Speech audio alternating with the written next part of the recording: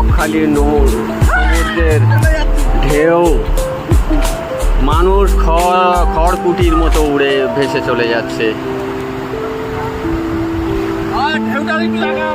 সবাই বলে বকখালিতে ঢেউ নেই, দীঘার মতন ঢেউ দাদা, দীঘার মতন ঢেউ আছে, তবে জায়গা মতন যেতে হবে। একবার ক্যামেরাটা ওইদিকে দেখুন, আমরা কিন্তু পাহাড় থেকে অনেক দূরে থেকে চলে এসেছি, তারপরে এখানে এসে তারপরে ঢেউটা পাওয়া যাবে। মাঝখানে একটা চড় আছে এখানটায়।